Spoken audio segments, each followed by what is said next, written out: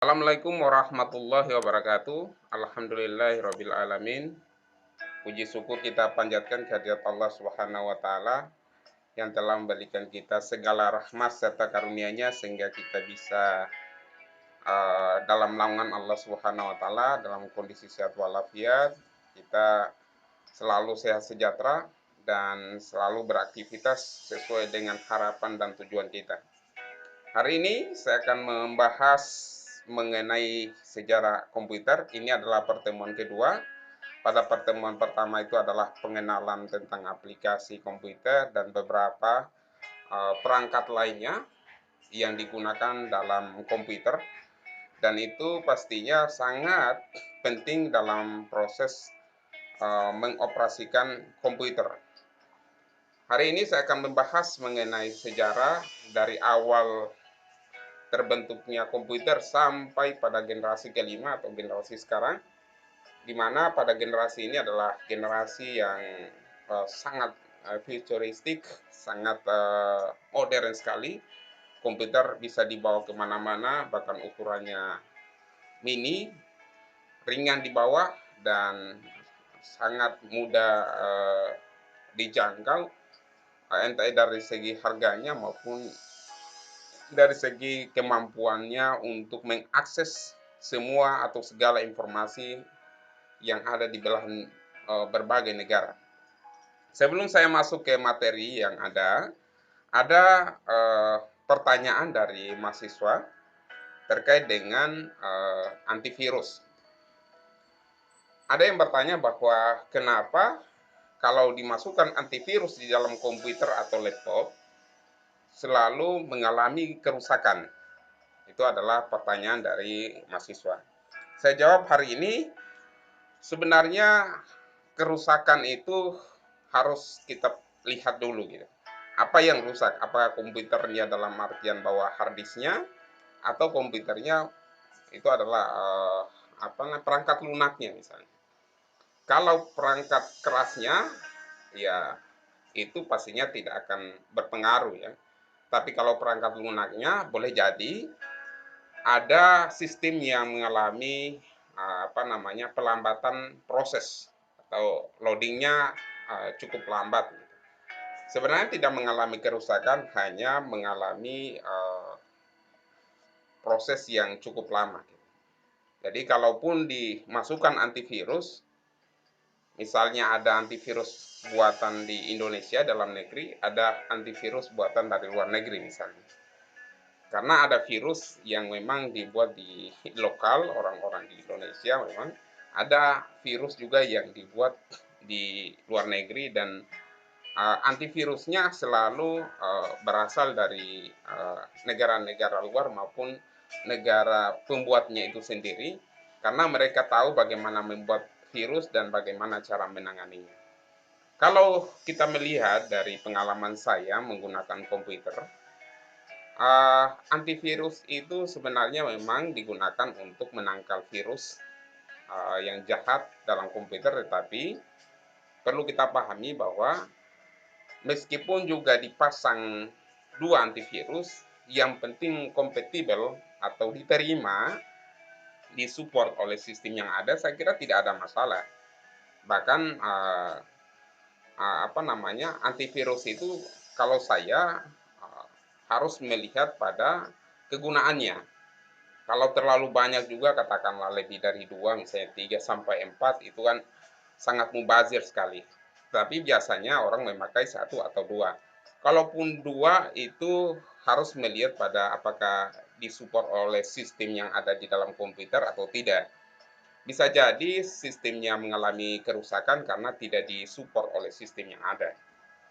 Ya, bisa jadi juga antivirus dimasukkan di laptop atau di komputer, tetapi tidak mengalami kerusakan, hanya mengalami beban, pelambanan proses dari komputer sendiri. Jadi kita ingat lagi bahwa kalaupun itu kompatibel, diterima oleh sistem, saya kira itu tidak akan mengalami kerusakan, tetapi hanya mengalami pelambanan atau katakanlah terlambat atau lambat dalam proses loadingnya. Tetapi kalau tidak kompatibel, pastinya itu akan mengalami kendala-kendala dalam sistem. Itu saja yang bisa saya sampaikan. Oke, yang perlu kita ingat di sini terkait dengan komputer itu berasal dari kata to compute, yang berarti berhitung gitu. Tetapi pengertian komputer ini saat ini bukanlah semata-mata sebagai alat hitung. Memang pada waktu dulu memang komputer itu selalu identik dengan alat hitung gitu. Jadi awal-awal pertama adanya komputer itu ya selalu dihubung-hubungkan dengan alat atau fasilitas untuk menghitung. Tapi dalam perkembangannya itu bukan lagi alat untuk menghitung, tapi untuk mengetik, untuk mengakses data, dan masih banyak lagi. Dengan konstruksi elektronika yang mempunyai storage internal atau tempat penyimpanan data, dan bekerja dengan bantuan sistem operasi atau operasi sistem menurut program-program yang diberikan kepadanya. Ini ada beberapa bagian komputer personal atau PC yang disebut dengan PC. Ini ada untuk yang pertama ini adalah monitor, kemudian ini adalah papan induk. Papan induknya di sini, sorry. Ini papan induknya. Kemudian ada pemproses. Pemproses ini ada di sini. Nomor 3. Kemudian ada slot ATA. Slot ATA ada di sini. Ya, kemudian ada 5 memori akses acak. Ya, di sini memori akses acak. Gitu.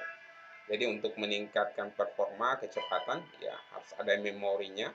Kemudian slot PCI gitu. Kemudian di sini kemudian pencatu daya. Di sini pencatu daya ini biasanya power supply gitu. Biasanya disebut dengan penyimpan daya gitu ya. Atau yang mengantarkan daya atau energi ke komputer yang ada, sehingga dengan adanya pencatu daya ini maka komputer akan beroperasi karena di sini adalah tempat listrik ya masuk. Kemudian penggerak cakram optik ada di nomor 8. Ya biasanya di sini untuk membaca VCD atau CD. Sini kemudian ada cakram keras. Di sini cakram keras. Biasanya juga di sini di tempatnya adalah hard disk internal, ya. Ada hard disk internal untuk untuk menyimpan data atau informasi yang ada. Kemudian papan tombol atau keyboard. Kemudian tetikus atau mouse. Ini adalah mouse-nya. Oke, selanjutnya kita masuk pada slide yang kedua. Ini ada gambar Apple Tribook. Nah, ini jadi ada 3 layar yang sekarang sudah menjadi komputer masa depan ya. Ya, tentunya komputer masa depan itu tergantung pada kemampuannya sebenarnya. Bukan hanya pada tampilannya, tapi kemampuan dalam mengakses data, kemampuan dalam mengelola informasi, dan lain sebagainya. Komputer adalah alat yang dipakai untuk mengelola data menurut prosedur yang telah dirumuskan. Kata komputer semula dipergunakan untuk menggambarkan orang yang pekerjaannya melakukan hitungan aritmatika dengan atau tanpa alat bantu, tetapi arti kata ini kemudian dipindahkan pada mesin itu sendiri. Asal mulanya pengolahan informasi hampir eksklusif berhubungan dengan masalah aritmatika, tetapi komputer modern dipakai untuk banyak tugas yang tidak berhubungan dengan matematika. Artinya komputer modern bukan hanya berhubungan dengan matematika, ada juga berhubungan dengan gambar, ada yang berhubungan dengan tulisan, ada yang berhubungan juga dengan video, ada yang berhubungan dengan audio, dan lain sebagainya. Bukan hanya berhubungan dengan hitung-menghitung ya. Kemudian selanjutnya, dalam arti seperti itu terdapat alat seperti slide rule atau aturan slide, jenis kalkulator menarik mekanik mulai dari abacus dan seterusnya sampai semua komputer elektronik yang kontemporer. Istilah lebih baik yang cocok untuk arti luas seperti komputer adalah pengolah informasi atau sistem pengolah informasi. Selama bertahun-tahun sudah ada beberapa arti yang berbeda dengan kata komputer, dan beberapa kata yang berbeda tersebut sekarang disebut sebagai komputer. Ini adalah gambar kalau di Tiongkok namanya sempoa atau siopoa. juga dikenal sebagai kata abacus yang diserap dari bahasa Inggris abacus. Ya. Ini adalah sempoa yang pertama sejarah disebutnya komputer itu karena berhubungan dengan hitung-menghitung. Gitu. Kemudian selanjutnya, pada slide selanjutnya adalah kata komputer secara umum pernah digunakan untuk mendefinisikan orang yang melakukan perhitungan aritmatika dengan atau tanpa mesin pembantu. Menurut Barnhart Concise Dictionary of Etymology, kata tersebut digunakan dalam bahasa Inggris pada tahun 1646 sebagai kata untuk orang yang menghitung. Kemudian menjelang tahun 1897 juga digunakan sebagai alat hitung mekanis. Selama Perang Dunia Kedua, kata tersebut merujuk kepada para pekerja wanita Amerika Serikat dan Inggris yang pekerjaannya menghitung jarak artileri perang dengan mesin hitung. Jadi dulu konon para operator komputer itu kebanyakan adalah perempuan dan yang banyak menghitung itu adalah kebanyakan adalah kaum perempuan dan banyak bukti-bukti dalam sejarah berdirinya komputer bahwa para mekaniknya itu salah satunya kebanyakan adalah perempuan. Ini adalah alat hitung tradisional dan kalkulator mekanik abacus muncul sekitar tahun 5000 tahun yang lalu. Nah, ini sudah cukup lama ya. Kemudian selanjutnya Charles Babbage mendesain salah satu mesin hitung pertama yang disebut dengan mesin analytical. Selain itu, sebagai alat mesin sederhana seperti slide rule juga sudah dapat dikatakan sebagai komputer. Charles Babbage yang lahir pada tanggal 26 Desember 1792 adalah seorang matematikawan dari Inggris yang pertama kali mengungkapkan gagasan tentang komputer yang dapat diprogram. Sebagian dari mesin yang dikembangkannya kini dapat dilihat di Museum Sains London. Pada tahun 1991 dengan menggunakan rencana asli dari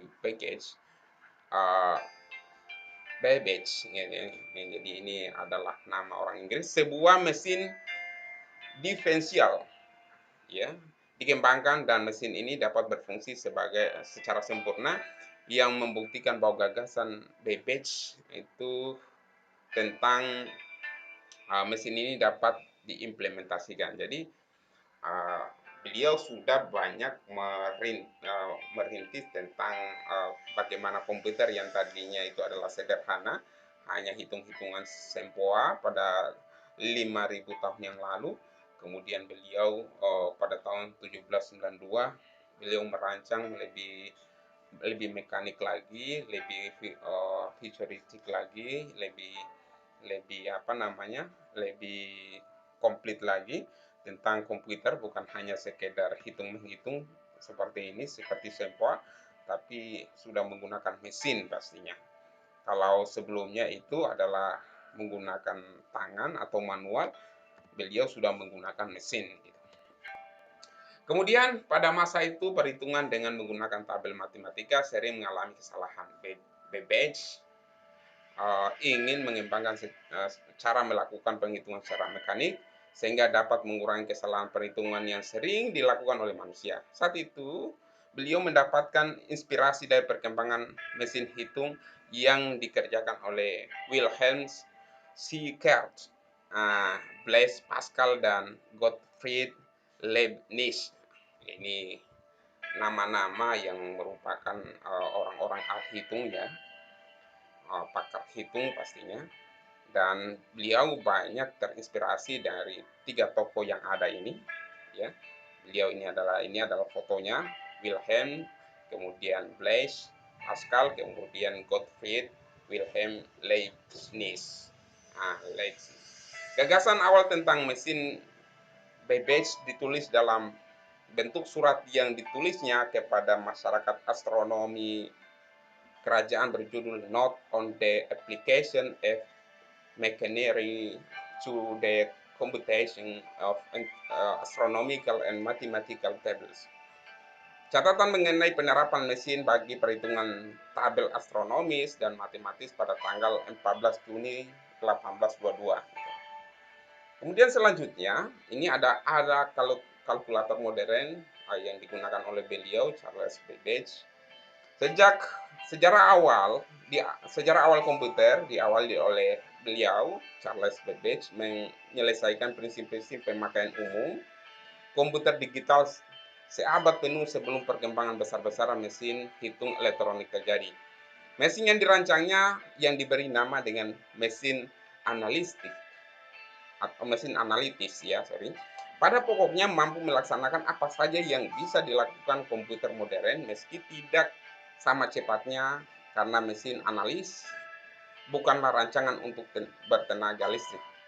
Sayangnya berhubungan teknologi abad 19 belumlah cukup maju, beliau tidak sanggup merampungkan konstruksi mesin analis selain memang tidak bisa atau tidak bisa memerlukan waktu beliau tidak punya waktu yang lama dan biaya yang besar.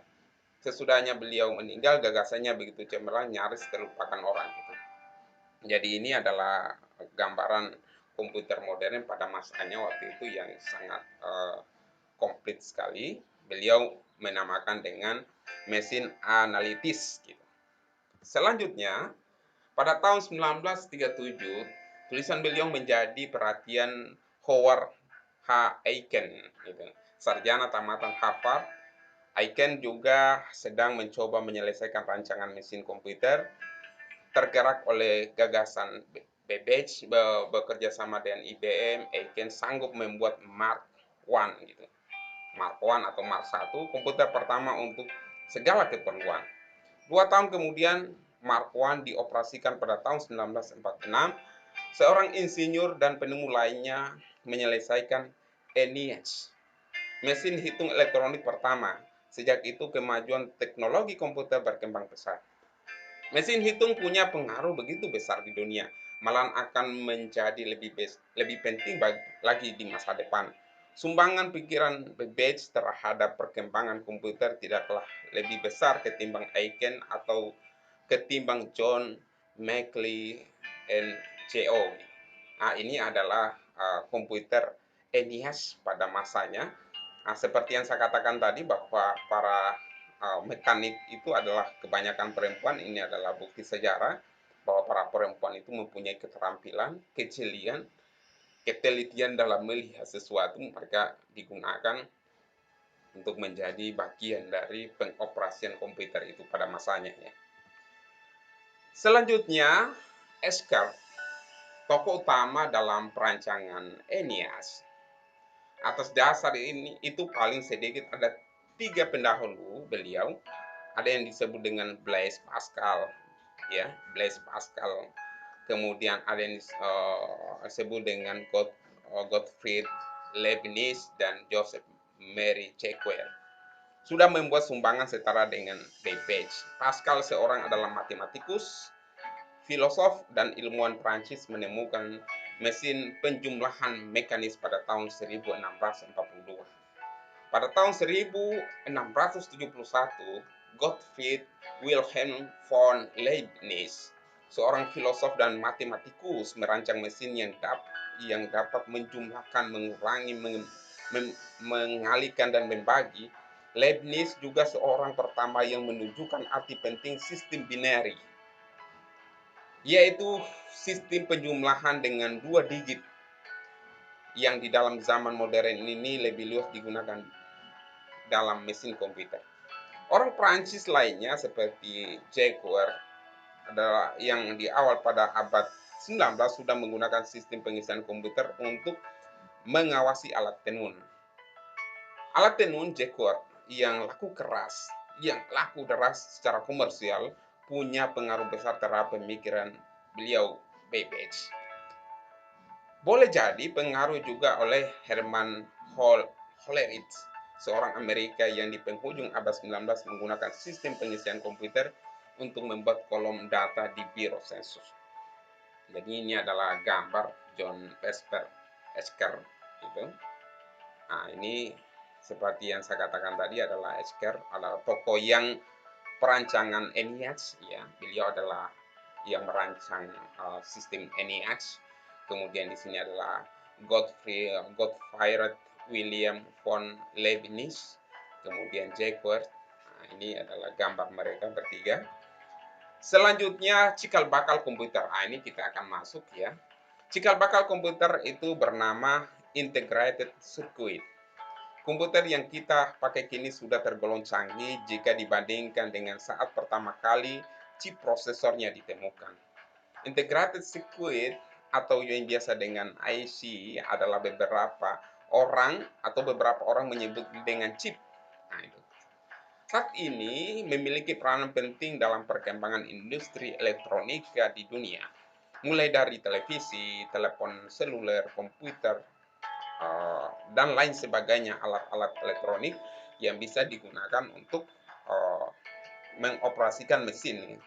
Ini adalah gambar dari integrated circuit atau yang disebut dengan chip tadi ya. Gitu. Ya, bahkan ke depannya robot manusia itu bahkan sudah diciptakan dengan alat chip ini, di mana chip juga itu digunakan untuk mengendalikan dari robot itu sendiri.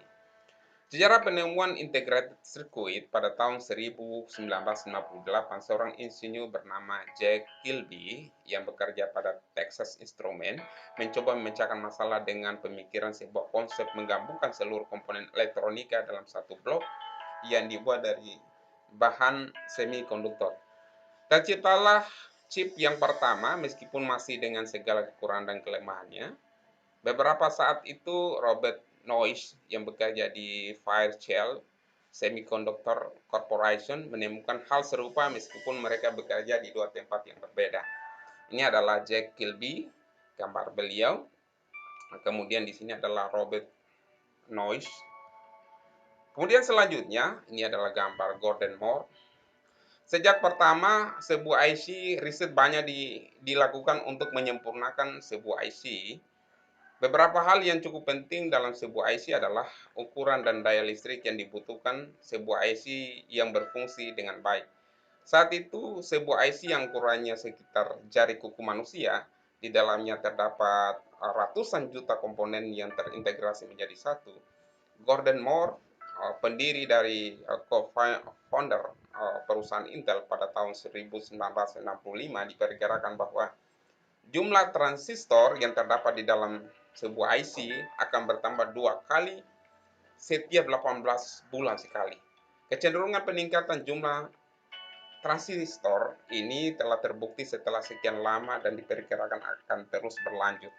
Ini adalah beliau yang mendirikan Intel ya, Gordon Moore, dan sangat berjasa sekali dalam dunia komputer. Kemudian sebagai contoh perkembangan IC itu adalah sebuah N64 MB DRAM yang pertama kali dipasarkan pada tahun 1994. Terdiri dari 3 juta transistor dan mikroprosesor Intel Pentium 4 terdiri dari lebih dari 42 juta transistor dan kira-kira terdapat 281 IC di dalamnya. Bahkan berdasar kepada International Technology Roadmap for Semiconductor atau ITRS, diharapkan akan tersedia sebuah chip yang terdiri dari 6 miliar transistor pada tahun 8. Nah, itu pada waktu dulunya ya, luar biasa, ada 3 miliar transistor, dan ini otak manusia sangat brilian sekali dalam menciptakan komputer ini. Umumnya bahan semikonduktor yang digunakan dalam pembuatan IC itu adalah silikon. Karena bahannya cukup aman ya, maka dibuatlah dalam bentuk silikon. Beberapa bahan lain pun juga memungkinkan untuk digunakan. Prosesor pembuatan IC sendiri terdiri dari ratusan stick.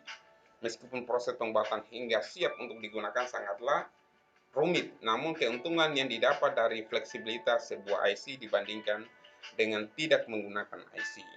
Ini adalah Pentium 4 prosesornya. Dulu pada waktu saya kuliah banyak digunakan untuk komputer, dan pada waktu itu tahun 2000-an ya, itu sangat tenar sekali. Pentium 4 bisa mempunyai kecepatan jauh lebih cepat dibanding dengan prosesor sebelumnya. Perkembangan komputer era pada sebelum tahun 1940-an. Abakus muncul sekitar 5.000 tahun yang lalu di Asia Kecil dan masih digunakan di beberapa tempat saat ini. Dapat digunakan awal mula mesin komputasi atau disebut dengan Sampoa tadi. Sebenarnya alat ini berasal dari Mesir, tetapi oleh orang Cina dibawa ke negerinya sehingga sebuah namanya menjadi Cipua. Alat memungkinkan penggunanya untuk melakukan penghitungan menggunakan biji-biji geser yang diatur dalam sebuah rak. Para pedagang saat itu menggunakan abakus untuk menghitung transaksi perdagangan, untuk menjual, ya. Jadi untuk menghitung-hitung ya, banyakannya menggunakan abakus ini. Seiring dengan munculnya pensil dan kertas, terutama di Eropa, abakus hilang popularitasnya. Kemudian pada periode selanjutnya ada namanya kalkulator roda mekanik 1. Setelah hampir 12 abad kemudian muncul penemuan lain yang dalam mesin komputasi pada tahun 1642, Blaise Pascal tahun 1626 sampai 1662 yang pada waktu itu berukuran 18 tahun. Wah, ini luar biasa. Baru 18 tahun menemukan apa yang disebut dengan kalkulator roda numerik. Kalian sudah berumur berapa tahun nih yang belum menemukan apa-apa. Ini Blaise Pascal baru berumur 18 tahun sudah menemukan yang disebut dengan kalkulator roda numerik. Nah, ini kategori cerdas pastinya. Numerical atau dalam bahasa Inggrisnya namanya numerical calculator yang membantu ayahnya untuk melakukan perhitungan pajak. Jadi perlu kita ketahui bahwa ternyata memang faktor keturunan itu sangat penting sekali. Apa yang dikerjakan oleh ayahnya kita kadangkala kita ikuti. Dan itu akan menjadi satu pelajaran dalam hidup kita bagaimana kita mengembangkan yang dulunya dipakai oleh orang tua kita, kemudian kita kembangkan dan diikuti dengan perkembangan zaman. Dan itulah proses kenapa teknologi sekarang semakin canggih, karena memang dari generasi-generasi selalu diajarkan. Kotak persegi kuningan ini yang disebut dengan Pascaline menggunakan 8 roda putar bergerigi untuk menjumlahkan bilangan hingga 8 digit. Alat ini merupakan alat penghitungan bilangan berbasis 10. Kelemahan alat ini hanya sebatas untuk melakukan penjumlahan. Jadi ini adalah alat yang dibuat oleh Blaise Pascal. Beliau lahir pada tahun 1626 dan meninggal 1662. Dan ini adalah ciptaan beliau yang disebut dengan Pascaline. Kemudian selanjutnya ada namanya kalkulator roda numerik 2 pada tahun 1694. Seorang matematikawan dan filsuf Jerman Gottfried Wilhelm von Leibniz pada tahun 1646-1716 memperbaiki Pascaline dengan membuat mesin yang dapat mengalihkan. Sama seperti pendahulunya, alat mekanik ini bekerja dengan menggunakan roda-roda gerigi dengan mempelajari catatan dan gambar-gambar yang dibuat oleh Pascal. Leibniz dapat menyempurnakan alatnya. Jadi ini adalah salah satu alat yang pada waktu itu alat yang digunakan oleh Pascal diperbaharui atau dikembangkan oleh Gottfried dengan alat yang ini, ya. Ada gerigi-gerigi di dalamnya, ya. Dan ini pada waktu itu memang cukup modern ya pastinya. Selanjutnya, saudara-saudara mahasiswa, ada yang disebut dengan Charles Xavier Thomas de Colmer. Kalkulator mekanik Charles Xavier Thomas de Colmer menemukan mesin yang dapat melakukan 4 fungsi aritmatik dasar. Kalkulator mekanik Colmer arithmeter mempresentasikan pendekatan yang lebih praktis dalam kalkulasi karena alat tersebut dapat melakukan penghitungan atau penjumlahan, pengurangan, perkalian, dan pembagian. Dengan kemampuannya, arithmeter banyak dipergunakan hingga pada masa perang pertama. Masa Perang Dunia Pertama bersama dengan Pascal dan Leibniz, Kolmer membantu membangun era komputasi mekanikal. Jadi ini adalah ciptaan dari Charles, bagaimana beliau membuat komputer itu yang tadinya itu banyak keterbatasan, hanya pada item-item tertentu saja yang bisa digunakan. Setelah itu Charles melakukan penyempurnaan terhadap komputasi yang dilakukan oleh oleh pendahulunya pastinya. Selanjutnya kita masuk ke materi selanjutnya adalah bagaimana perkembangan komputer di era setelah tahun 1940. Perkembangan komputer ada 5 generasi. Ini yang pertama adalah generasi pertama. Dengan terjadinya Perang Dunia Kedua, negara-negara yang terlibat dalam perang tersebut berusaha mengembangkan komputer untuk mengeksploitasi potensi strategi yang dimiliki komputer. Hal ini tentu saja meningkatkan pendanaan pengembangan komputer serta mempercepat kemajuan teknik komputer. Pada tahun 1941, Konrad Zuse, seorang insinyur Jerman, membangun sebuah komputer Z3 untuk mendesain pesawat terbang dan peluru kendali. Jadi ini beliau adalah Konrad Zuse pada tahun 1992. Beliau sudah ini adalah gambar yang diambil pada tahun 1992. Beliau adalah salah satu insinyur dari Jerman dan sudah menciptakan komputer generasi ke pertama dan digunakan untuk pesawat kendali dan pesawat terbang dan peluru kendali pastinya. Selanjutnya, Pierre Sekutu juga membuat kemajuan lain dalam pengembangan kekuatan komputer. Pada tahun 1943, pihak Inggris menyelesaikan komputer pemecah kode rahasia yang dinamakan Dan Colossus. Nah, ini adalah gambar sebuah komputer Colossus Mark II atau Mark II. Ini adalah mesin pemecah kode pada masanya waktu itu, jadi cukup komplit dan mereka sangat bagus sekali perkembangan teknologinya dengan menciptakan berbagai alat yang bisa memecahkan berbagai rahasia alam yang ada di dalam. Dampak pembuatan Colossus ini tidak terlalu mempengaruhi perkembangan industri komputer dikarenakan dua alasan. Pertama, Colossus bukan merupakan komputer serbaguna general purpose komputer. Ia hanya didesain untuk memecahkan kode rahasia. Nah, jadi fungsinya hanya satu, yaitu memecahkan kode rahasia. Yang kedua, keberadaan mesin ini dijaga kerahasiaannya hingga satu dekade setelah perang berakhir.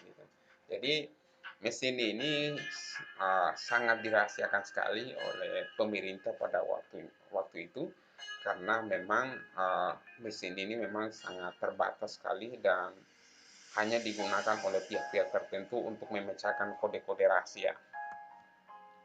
Selanjutnya ada Howard H. Aiken. Usaha yang dilakukan oleh pihak Amerika pada saat itu menghasilkan suatu kemajuan lain.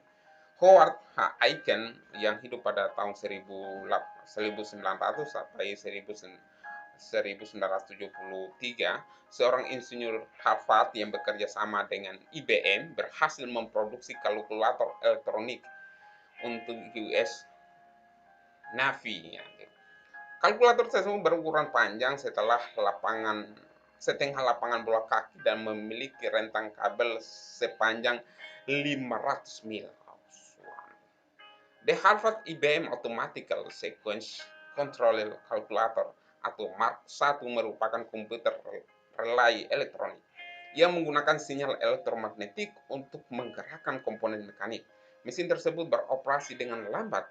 Ia membutuhkan 3-5 detik untuk setiap penghitungan dan tidak fleksibel atau urutan kalkulasi tidak dapat diubah. Kalkulator tersebut dapat melakukan penghitungan aritmatika dasar dan persamaan yang lebih kompleks. Jadi ini sudah mulai melakukan perkembangan. Kemudian selanjutnya, perkembangan komputer lain pada masa ini adalah Electronical Numerical Integrator and Computer atau disingkat dengan ENIAC yang dibuat kerjasama dengan antara pemerintah Amerika Serikat dan University of Pennsylvania, terdiri dari 18.000 tabung vakum, ada 70.000 resistor dan 5 juta titik solder. Komputer tersebut merupakan mesin yang sangat besar yang mengkonsumsi daya sebesar 160 kW. Komputer ini dirancang oleh John Vesper Esker pada tahun 1919 dan John W. McLeish pada tahun 1907-1980. ENIAC merupakan komputer serbaguna atau general purpose computer yang bekerja 1000 kali lebih cepat dibanding dengan Mark I. Pada pertengahan tahun 1940-an, John Van Neumann pada tahun yang lahir pada tahun 1903 sampai 1957 bergabung dengan tim University of Pennsylvania dalam usaha membangun konsep desain komputer yang hingga 40 tahun mendatang masih memakai teknik komputer. Ini adalah gambar dari John Vesper Esker. Ini adalah John W. McLeish. Kemudian di sini adalah ada foto klasik yang memperlihatkan tentang ENIAC di Moore School. Ini gambar-gambar tahun-tahun 1900-an ya. Von Neumann mendesain electronic discrete variable automatical computer atau EDVAC pada tahun 1945 dengan sebuah memori untuk menampung baik program maupun data. Teknik ini memungkinkan komputer untuk berhenti pada suatu saat dan kemudian melanjutkan pekerjaannya kembali. Kunci utama arsitektur von Neumann adalah unit pemproses sentral atau CPU yang memungkinkan seluruh fungsi komputer untuk dikoordinasikan melalui satu sumber tunggal. Pada tahun 1991, Universe 1 atau Universal Mathematical Computer 1 yang dibuat oleh Remington Rand menjadi komputer komersial pertama yang memanfaatkan model arsitektur von Neumann tersebut. Baik Badan Sensus Amerika Serikat dan General Electric memiliki Universe. Salah satu hasil mengesankan yang dicapai oleh Universe adalah keberhasilannya dalam memprediksi kemenangan Dulles de Eisenhower dalam pemilihan presiden pada tahun 1962. Ini adalah gambar the EDVAC installed in building 328 at the Ballistic Research Laboratory. Ini adalah gambar dari the EDVAC. Ini adalah gambar Univac di Biro Sensus Amerika Serikat. Kemudian selanjutnya komputer generasi pertama dikarakteristik dengan fakta bahwa konstruksi operasi dibuat secara futuristik untuk sebuah tugas tertentu. Setiap komputer memiliki program kode biner yang berbeda yang disebut dengan bahasa mesin atau machine language. Hal ini menyebabkan komputer sulit untuk diprogram dan membatasi kecepatannya. Ciri lain komputer generasi pertama adalah penggunaan tube vakum yang membuat komputer pada masa tersebut berukuran sangat besar dan silinder magnetik untuk menyimpan data. Ini adalah contoh dari tube vakum pertama untuk komputer, jadi sangat besar sekali dan kompleks sekali pastinya. Ya, kemudian komputer generasi kedua pada tahun 1948, penemu transistor yang sangat mempengaruhi perkembangan komputer. Transistor mengganti tube vakum yang ada pada televisi, radio, dan komputer. Akibatnya ukuran mesin-mesin elektrik berkurang drastis. Transistor mulai digunakan di dalam komputer pada sejak tahun 1956. Penemuan lain yang berupa pengembangan memori anti magnetik membantu pengembangan komputer generasi kedua yang lebih kecil, lebih cepat, lebih dapat diandalkan, dan lebih hemat energi dibandingkan dengan pendahulu sebelumnya pastinya. Nah, ini adalah sudah masuk pada komputer generasi kedua.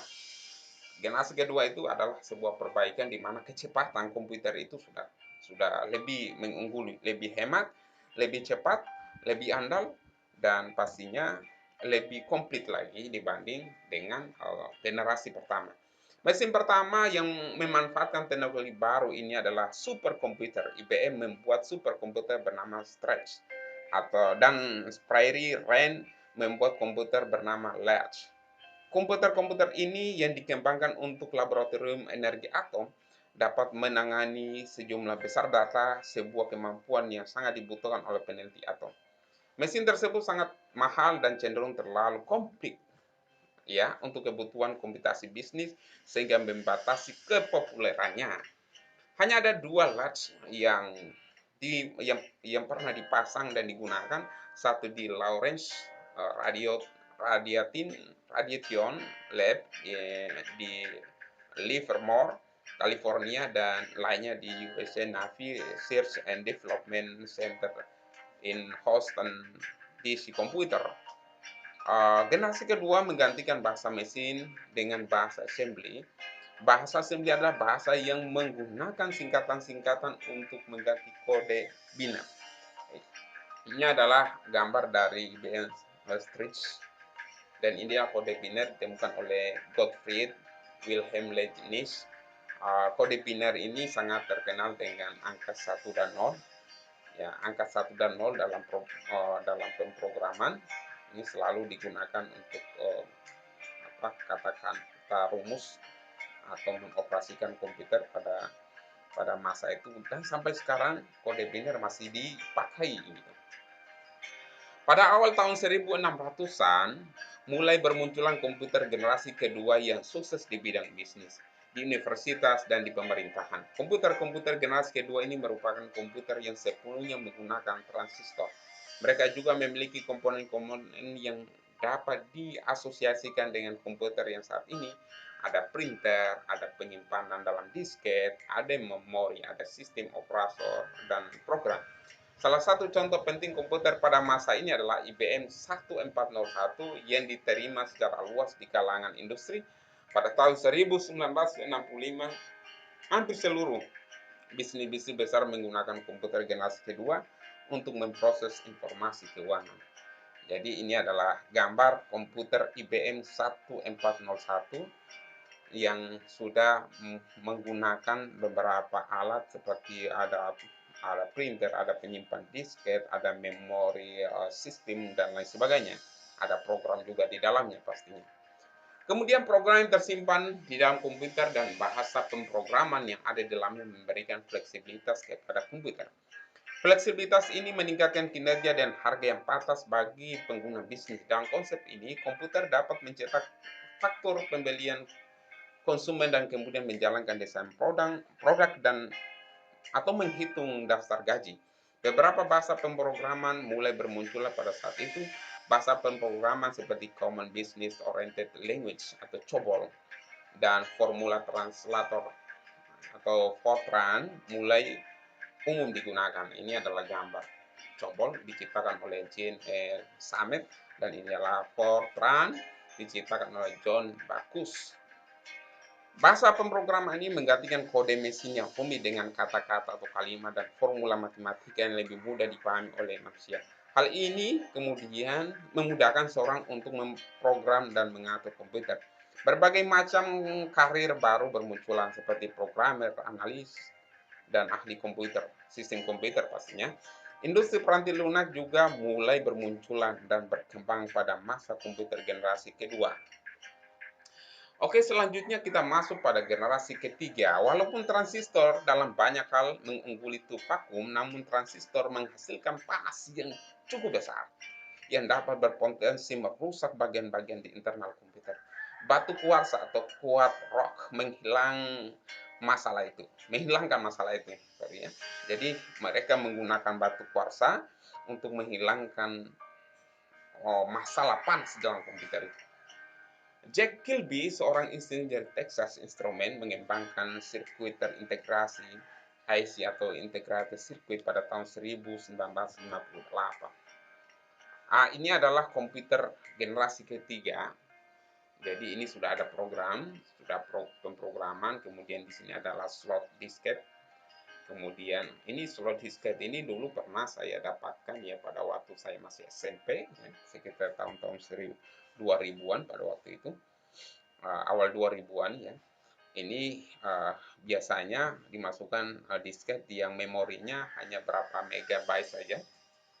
Jadi semua data tidak tersimpan di sini tapi tersimpan di memori itu, dimasukkan untuk memprogram, untuk menjalankan atau mengoperasikan itu harus dimasukkan disket dulu di dalamnya. Ini adalah apa namanya, papan ketik atau keyboard. IC mengkombinasikan tiga komponen elektronik dalam sebuah piringan silikon kecil yang terbuat dari pasir kuarsa. Para ilmuwan kemudian berhasil memasukkan lebih banyak komponen-komponen ke dalam satu chip tunggal yang disebut dengan semikonduktor. Hasilnya, komputer menjadi semakin kecil karena komponen-komponen dapat dipadatkan dalam chip. Luar biasa. Kemudian komputer generasi ketiga lainnya adalah penggunaan sistem operasi atau operating system yang memungkinkan mesin untuk menjalankan berbagai program yang berbeda secara serentak dengan sebuah program utama yang berfungsi untuk memonitor dan mengkoordinasikan memori komputer. Jadi di dalamnya ini sebenarnya sudah ada apa namanya, sudah ada programnya, tapi programnya sudah ada di komputer ya di sini. Ini hanya menampilkan saja, menampilkan apa yang ada di dalam CPU ini CPU dulu ini. Nah, jadi ditampilkan di sini, kemudian program-programnya bisa dilihat di sini. Bisa kita operasikan dengan mengetik, memutar mungkin MP3 dengan memasukkan apa namanya, memory card atau disket sorry di dalam ini dan bisa kita mengetik ya. Oke, selanjutnya generasi keempat setelah isi tujuan pengembangan menjadi lebih jelas, yaitu mengecilkan ukuran sirkuit dan komponen-komponen listrik. Large Scale Integrated atau LSI dapat memuat ratusan komponen dalam sebuah chip. Pada tahun 1980-an, Very Large Scale Integration atau VLSI memuat ribuan komponen dalam sebuah chip tunggal. Ultra Large Scale Integration atau ULSI meningkatkan jumlah tersebut menjadi jutaan. Luar biasa. Kemampuan untuk memasang sedemikian banyak komponen dalam suatu keping yang berukuran setengah keping uang logam mendorong turunnya harga dan ukuran komputer. Jadi Anda bisa bayangkan, yang tadinya ukurannya hampir setengah lapangan bola, ya, mengoperasikan komputer itu dengan mesin yang serba luar biasa besar. Sekarang masuk generasi keempat, ternyata sudah kecil ukurannya. Bisa dibawa-bawa, mungkin hanya butuh satu orang tenaga, yang tadinya mungkin butuh berorang lebih dari dua ya orang untuk membawa komputer itu, pastinya sekarang tinggal satu orang yang bisa membawa komputer itu, dan beratnya pasti lebih ringan, kecepatannya lebih lebih cepat dibanding dengan generasi pertama, kedua, dan ketiga pastinya. Hal tersebut juga meningkatkan daya kerja, efisiensi, dan juga kehandalan komputer. Chip Intel 4004 yang dibuat pada tahun 1971 membawa kemajuan pada IC dengan meletakkan sebuah komponen dari sebuah komputer atau Central Processing Unit, memori dan kendali input-output, dan sebuah chip yang sangat kecil. Sebelumnya IC dibuat untuk mengerjakan suatu tugas tertentu yang spesifik.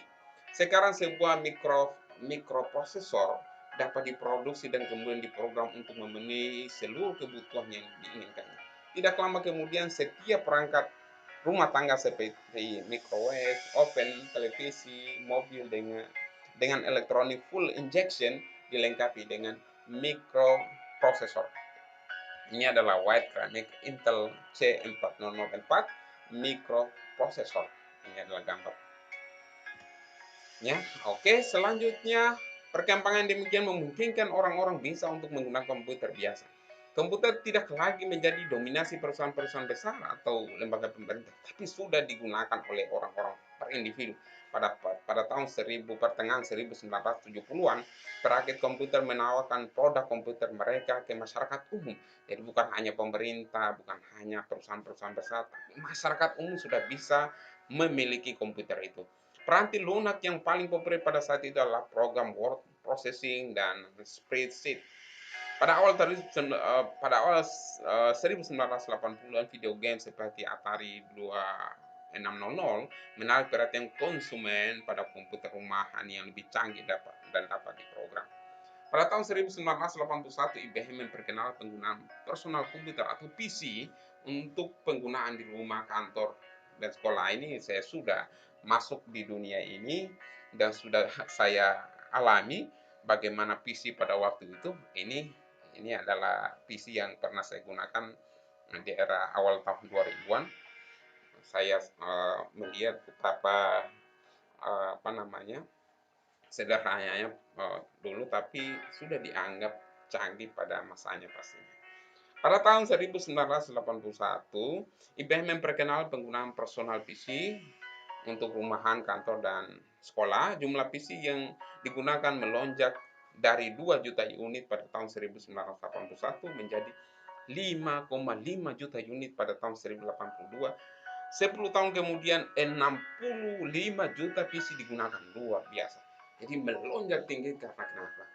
Ini sudah dipasarkan. Awalnya komputer itu hanya digunakan oleh orang, hanya digunakan oleh orang-orang tertentu, hanya digunakan oleh pemerintah karena memang butuh anggaran besar, butuh tempat yang besar. Sekarang di generasi keempat, orang sudah bisa menggunakan komputer ini untuk memproses data, mencari informasi, menyimpan data, dan lain sebagainya. Komputer melanjutkan evolusi menuju ukuran yang lebih kecil dari komputer yang berada di atas meja atau desktop komputer, menjadi komputer yang dapat dimasukkan ke dalam tas atau disebut dengan laptop, atau bahkan komputer yang dapat digenggam dengan tangan atau palm top. Ya, jadi ini adalah generasi awal ya, untuk generasi awal ke keempat pastinya. Generasi keempat untuk komputer ini adalah ukurannya, tapi setelah itu bentuknya lebih mini lagi. Ada yang dalam berupa laptop yang bisa dimasukkan di dalam tas, ada dalam berupa komputer yang dapat digenggam. Luar biasa, sudah bisa dibawa kemana-mana. IBM PC bersaing dengan Apple Macintosh dalam memperebutkan pasar komputer. Apple Macintosh menjadi terkenal karena mempopulerkan sistem grafis pada komputernya. Ini bisa digambar, saudara-saudaraku. Ya, Apple Macintosh pada tahun 1984 oleh Steve Jobs. Ya, beliau sudah almarhum pastinya. Adalah orang yang memang sangat populer di dunia Apple gitu ya. Jadi Apple ini sampai sekarang masih merajai dunia komputer, HP dan lain sebagainya. Apple Macintosh menjadi terkenal karena mempopulerkan sistem grafis pada komputernya, sementara pesaingnya masih menggunakan komputer yang berbasis teks. Macintosh juga mempopulerkan penggunaan piranti mouse. Mouse-nya masih menggunakan kabel, ya. Jadi sangat terkenal sekali. Banyak orang menggandrungi Apple pada masanya, sampai sekarang sebenarnya masih merajai dunia untuk komputer. Pada masa sekarang kita mengenal perjalanan IBM compatible dengan memakai CPU IBM PC 486, Pentium, Pentium 2, Pentium 3 sampai Pentium 4 series dari CPU buatan Intel. Juga kita kenal dengan AMD K6, Athlon, dan lain sebagainya. Ini semua masuk dalam golongan komputer generasi keempat. Seiring dengan menjamurnya penggunaan komputer di tempat kerja, cara-cara baru untuk mengalih potensi terus dikembangkan. Seiring dengan bertambahnya kuatnya suatu komputer kecil, komputer-komputer tersebut dapat dihubungkan secara bersamaan dalam satu jaringan untuk bersaing berbagi memori, peranti lunak, informasi, yang juga dapat saling berkomunikasi satu dengan yang lain. Komputer jaringan memungkinkan komputer tunggal untuk membentuk kerjasama elektronik untuk menyelesaikan suatu proses tugas dan menggunakan perkabelan langsung atau disebut dengan local area network atau LAN, atau dengan kabel telepon. Jaringan ini dapat berkembang menjadi sangat besar. Jadi dunia internet pada masa generasi keempat itu sudah mulai dikembangkan sekali.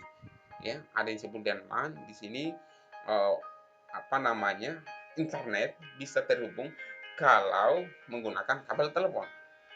Ya, jadi pada masanya dulu tahun-tahun 2000-an saya sudah alami ini ya.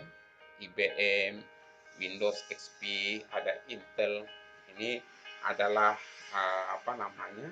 Nama-nama yang sangat santer pada waktu itu.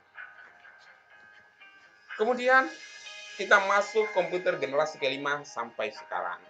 Mendefinisikan komputer generasi kelima menjadi cukup sulit karena tahap ini masih sangat mudah. Contoh imajinasi komputer generasi kelima adalah komputer fiksi HAL 9000 dari novel karya Arthur C. Clarke berjudul 2001 Space Odyssey. HAL menampilkan seluruh fungsi yang diinginkan sebuah komputer generasi kelima dengan kecerdasan buatan atau artificial intelligence.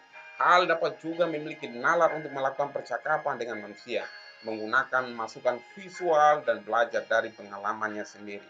Jadi sudah ada yang disebut dengan artificial intelligence. Anda buka saja Google, kemudian Anda bicara, maka di situ kecerdasan buatan akan terpakai. Jadi hampir semua mesin sekarang sudah menggunakan yang dinamakan dengan artificial intelligence atau kecerdasan buatan atau kecerdasan dibuat oleh manusia.